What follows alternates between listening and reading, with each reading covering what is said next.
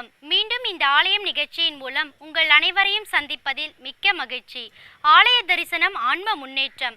ஆலயம் தொழத் தொடங்கினால் ஒரு வார்த்தை சொல்லி அறிவுணர்த்த நல்லாசிரியன் கிடைப்பான் என்பது சான்றோர் வாக்கு. இந்த நல்ல சிந்தனையோடு இன்றைய ஆலயம் நிகழ்ச்சிக்கு செல்வோம்.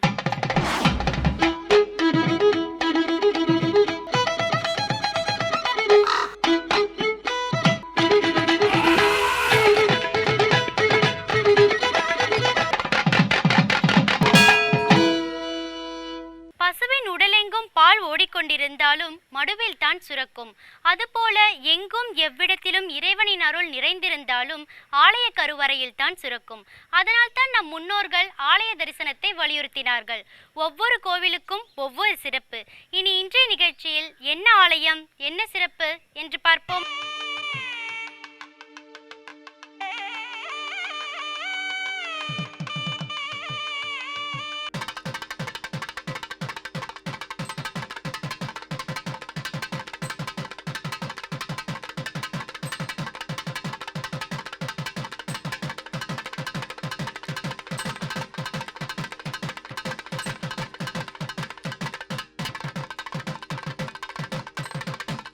கோயில் மாநகரம் என்று போற்றப்படும் காஞ்சி மாநகரில் ஆதிபராசக்தி அன்னை காமாட்சியாக வீற்றிருந்து அருள் பாலிக்கிறாள், அறம் வளர்க்கிறாள், இன்பம் செய்கிறாள்.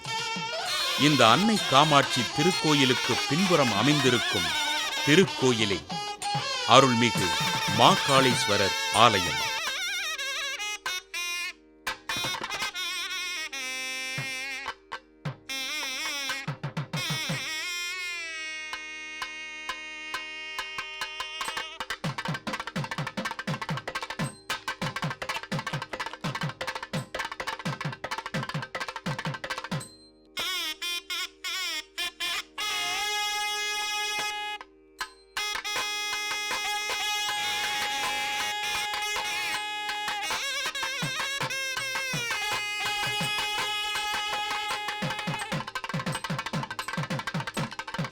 ஏறத்தாழ 1200 ஆண்டுகளுக்கு முற்பட்டதாக சொல்லப்படும் இந்த மாகாளீஸ்வரர் திருக்கோயில் காளஹஸ்தி ஆலயத்திற்கும் முற்பட்டதாக.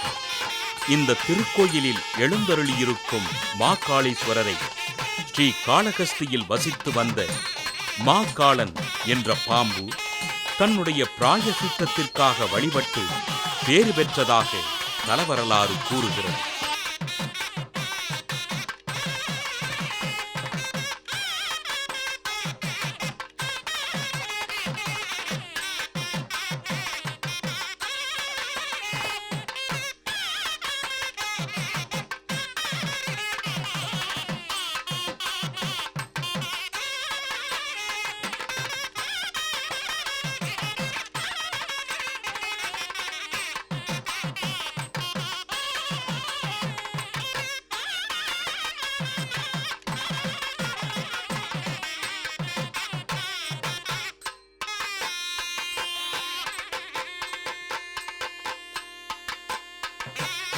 இந்த திருக்கோயில் கருவறையில் தனிச்சிறப்பாக ராகு, கேது ஆகிய பாம்பு சிவபெருமானுடன் உள்ள திருக்கோல காட்சி அமைந்துள்ளது.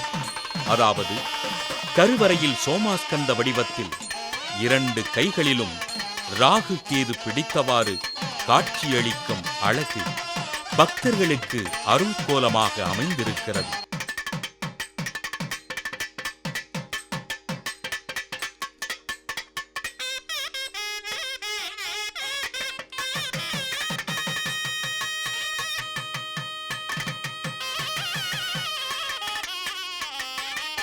கருவறையில் எழுந்தருளியிருக்கும் மாகாளீஸ்வரருக்கு பின்னுள்ள சுவற்றில் உள்ள சிவபெருமானை வணங்கினால் ராகு, கேது தோஷங்கள் நிவர்த்தியாகும் என்று தலபுராணம் தெரிவிக்கிறது.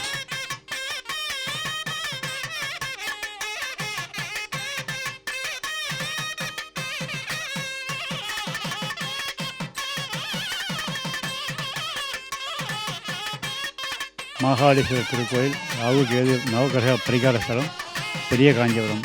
திருக்கோயில் மிகவும் பழமையான திருக்கோயிலாகும். சுமார் 1200 வருஷத்துக்கு முற்பட்ட கோயிலாகும். இத்திருக்கோயில் ராகு கேது முக்கியஸ்தமாக உடம்பு வரை தலைவரை பூஜை பண்ணி முக்தி அடைஞ்ச ஸ்தலம். முக்தி அடைஞ்சு காலாஸ்திர லிங்கத்தில் ஐக்கியமான லிங்கம். ஆகையால் இந்த ராகு தோஷத்தில் நிவர்த்தியானதால் இங்கே தோஷ பரிகாரங்களாக கல்யாணங்கள் தடையங்களாகவும் குழந்தை பாக்கியம் இல்லாதவும் இக்கோயில் வழிபட்டாலும் பரிகாரம் பண்ணாலும் நெய்தீபம், அதாவது ராகுக்கு வேப்பெண்ணையும் பேருக்கு நல்லெண்ணையும் ஏற்றி வழிபட்டாலும் அந்த பூஜை பரிகாரங்கள் செய்யப்படுவதாலும் அவங்க சீக்கிரமாக அந்த தடைகள் நீங்கி கல்யாணம் மற்றும் குழந்தை பாக்கியம் பெற்றுள்ளனர். அதேபோல் நடைமுறையிலும் அதே நடந்து வருகிறது.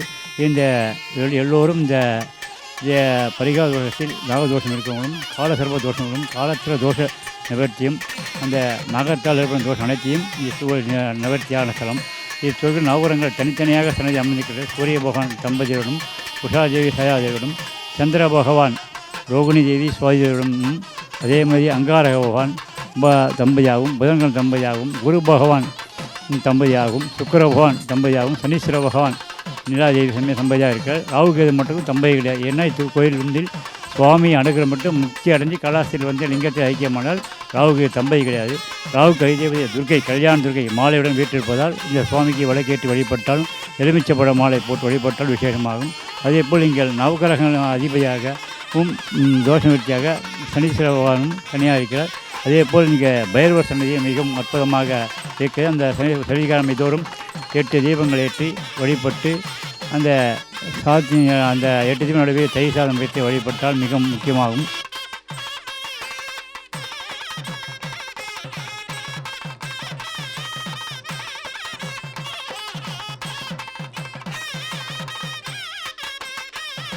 இத்திருக்கோவிலை பற்றிய என்னென்ன தகவல்கள் நமக்காக காத்திருக்கிறது என்பதை காணலாம், வாருங்கள்.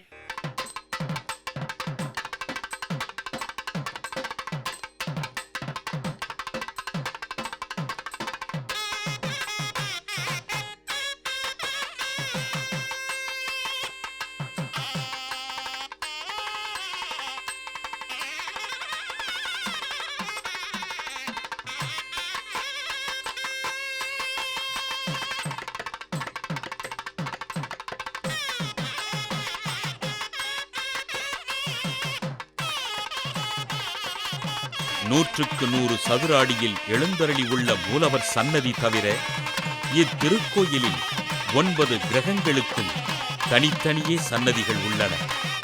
எல்லா கிரகங்களும் இத்திருக்கோயிலில் தம்பதியர் திருக்கோலத்தில் காட்சி அளிக்கின்றன. விதிவிலக்காக ராகு கேது மட்டும் தனித்தனி சன்னதியில் தம்பதியராக இல்லாமல் காட்சி அளிக்கின்றனர்.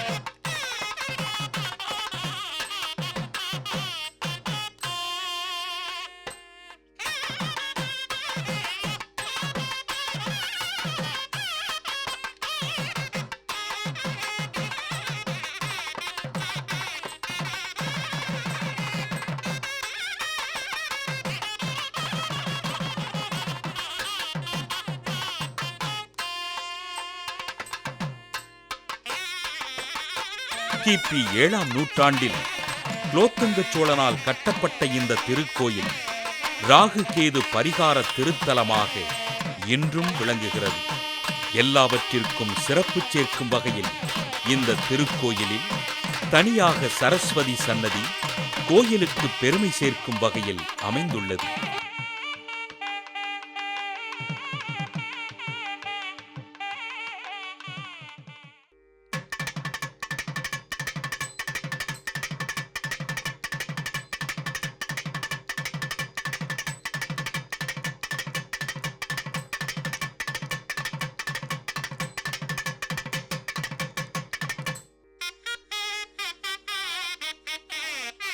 ஆலயத்தில் வீட்டிற்கும் ஸ்ரீ மாகாளீஸ்வர பெருமான் சுமார் 1400 வருஷம் முற்பட்டு பல்லவர் காலத்தால் விசேஷமாக பூஜிக்கப்பட்டு ராகு கேது மனித ரூபையில் இங்கே இந்த லிங்கத்தை ஸ்தாபனை பண்ணி பூஜை பண்ணி பின்னர் காலாஸ்திரியில் பாம்பாக சுட்டி கொண்டதாக ஒரு ஐதீகம். அதனால் இந்த இடத்தில் திருமண தடைகள், குழந்தை இல்லாத பேரின்மை, கால சர்ப்ப தோஷம் ஆகிய போன்ற தோஷங்கள் இந்த ஆலயத்தில் வழிபட்டால் சாந்தி பரிகாரம் செய்து கொண்டால் சீக்கிரமாக நிவர்த்தியாகும் என்பது உண்மை. இல்லிங்கம் ராகுகேது பிரதானமாக உள்ளதால் சுற்றி பரிவார 7 கிரகங்களும் தனித்தனி சன்னதியில் வீட்டிருப்பது ஒரு விசேஷமான ஒரு அம்சமாகும்.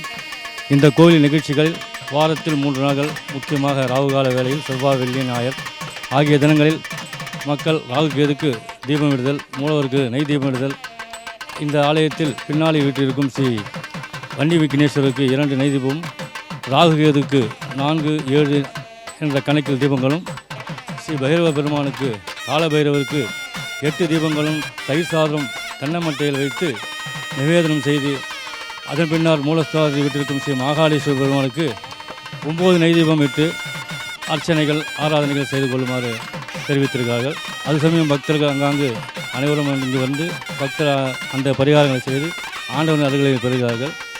இந்த கோயிலில் முக்கியமான நிகழ்ச்சியானது 1.5 வருடங்கள் கழித்து வரக்கூடிய ராகு கேது பெயர்ச்சி. அன்றைய தினம் இக்கோயில் ஆலயத்தின் மிக சிறப்பாக இருக்கும்.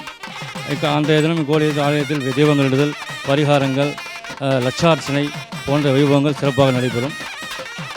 அதுவே இந்த ஆலயத்தின் ஒரு முக்கிய நிகழ்ச்சிகளாகும்.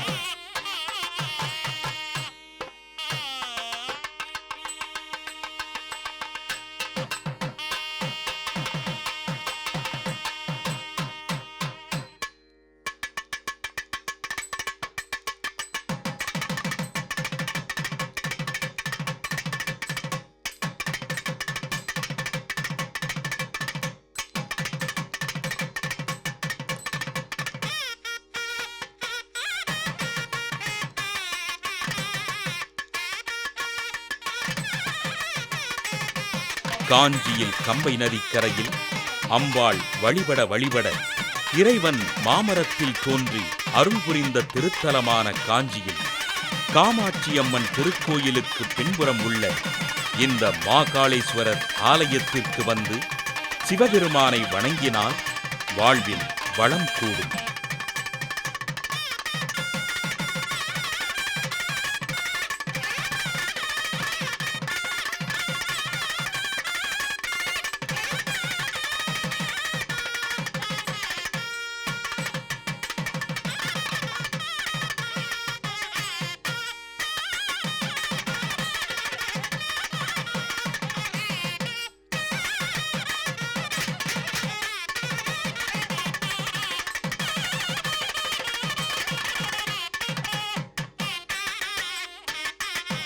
இன்றைய ஆலயம் நிகழ்ச்சியின் அடுத்த பகுதியாக வருகிறது திருப்புகழ். நாளும் ஒரு திருப்புகழை கேட்பது நலமாக இருக்கிறது இல்லையா? நன்மைகள் எல்லாம் தரும் திருப்புகழிலிருந்து இதோ ஒரு மந்திர பாடல் உங்களுக்காக. எல்லோரும் இன்புற்றிருக்க நினைப்பதுவே அல்லாமல் வேறொன்று அறியேன் பராபரமே. அருணகிரிநாத சுவாமிகளுடைய கந்தர் அலங்கார பாடல் முடியா பிறவி எனும் பாடல், அதை பார்த்து கொண்டு வருகின்றோம். பாடலின் 2வது பகுதி இப்பொழுது. முருகப்பெருமானுடைய திருநாமத்தை சொல்வதன் மூலம் நமக்கு என்னவெல்லாம் கிடைக்கும் என்று அருணகிரிநாத சுவாமிகள் இப்பாடலில் அறுதியிட்டு கூறுகின்றார். பாடலை பார்த்துவிட்டு விளக்கத்தை நாம் பார்ப்போம்.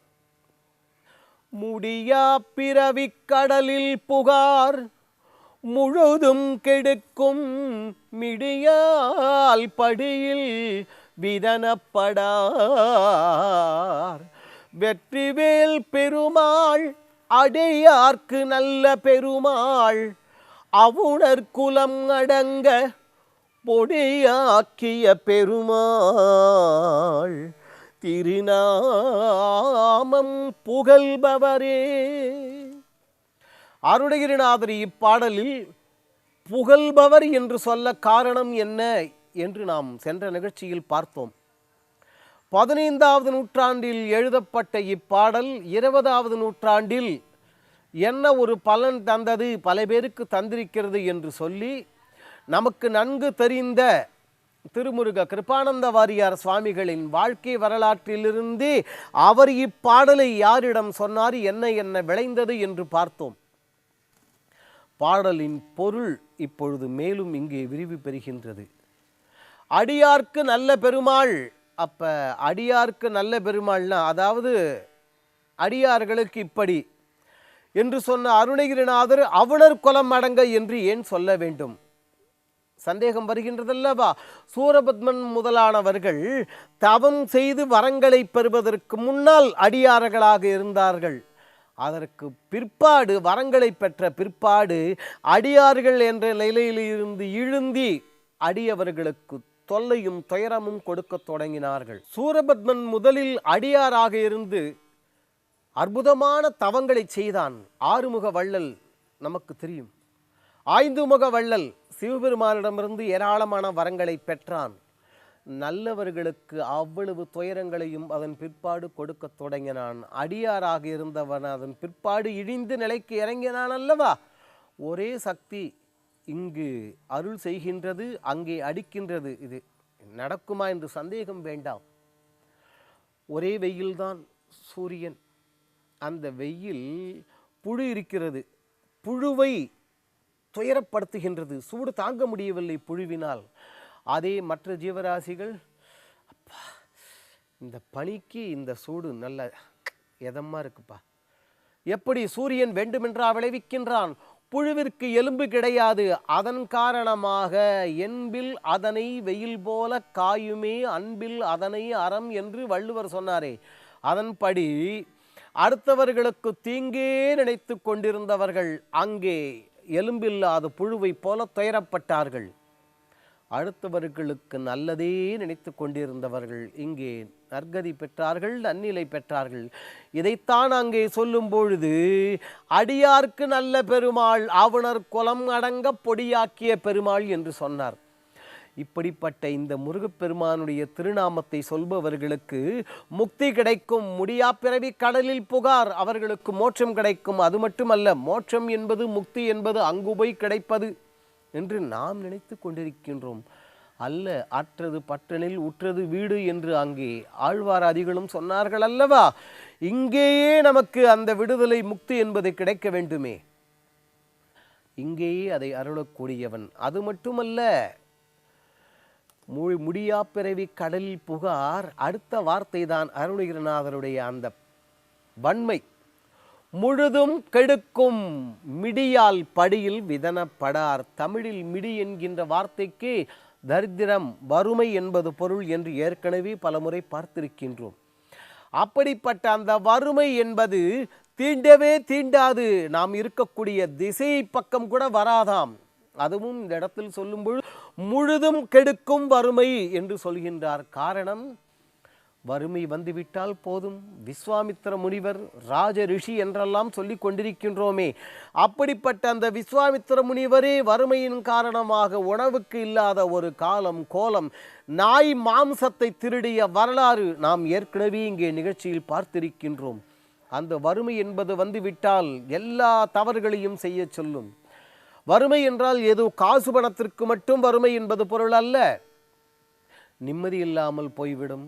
நல்ல மனைவி, நல்ல கணவன், நல்ல குழந்தை, இப்படி எல்லாவற்றிற்கும் ஒரு வறுமை வந்து விடுகின்றதல்லவா?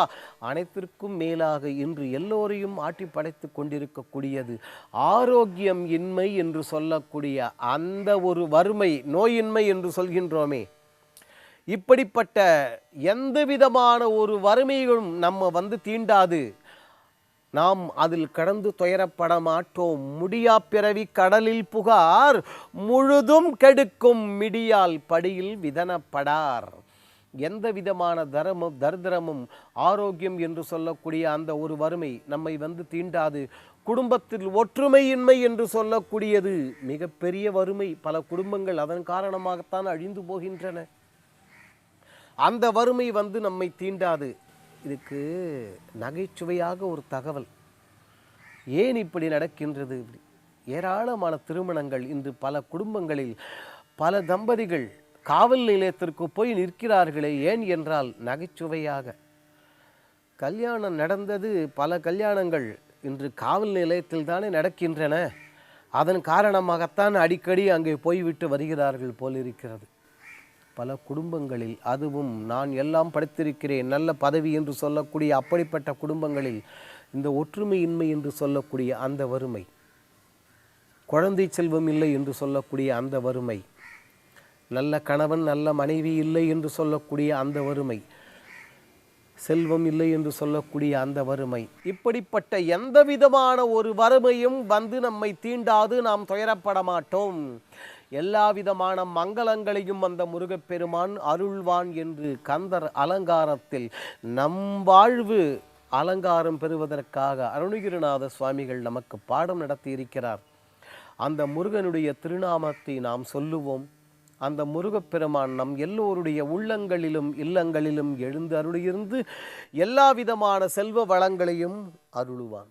என்ன நேயர்களே, இன்றைய நிகழ்ச்சியில் இடம்பெற்ற கருத்துக்களும் காட்சிகளும் உங்களுக்கு பயனுள்ளதாக அமைந்திருக்கும் என்று நம்புகிறோம்.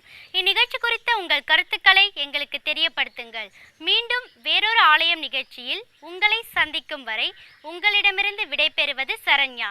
நன்றி, வணக்கம்.